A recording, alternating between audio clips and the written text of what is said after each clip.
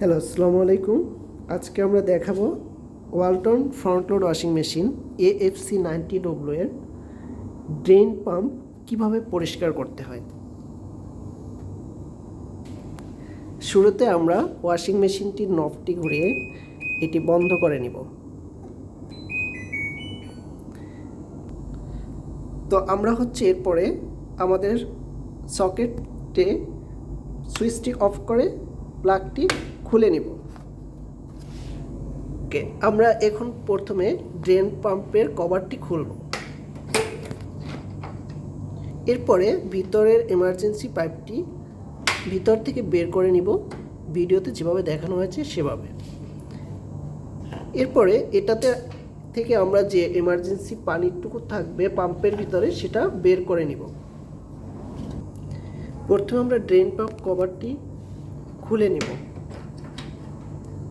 ভিতরে এমার্জেন্সি পাইপটি ভিডিওতে দেখানোভাবে বের করে নিব। এর ভিতরে থাকা অবশিষ্ট পানিটুকু আমরা একটি পাত্রে ঢেলে নিব।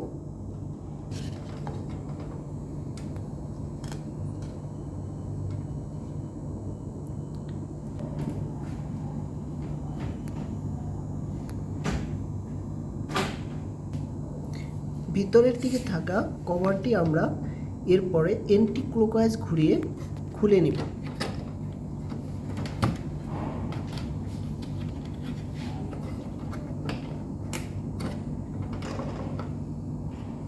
এখানে আমরা কভারটি দেখতে পাচ্ছি সেটাতে বেশ ময়লা জমে গেছে, তা আমরা ময়লাটি এখন ব্রাশ দিয়ে পরিষ্কার করে নেব। এভাবে ভিডিওতে দেখানোভাবে আমরা ব্রাশ দিয়ে সুন্দর করে ঘষে ঘষে পরিষ্কার করে নেব। এরপরে মেশিনের ভিতরের ময়লাটুকু আমরা ব্রাশ দিয়ে সুন্দর করে ঘষে ঘষে পরিষ্কার করে নেব।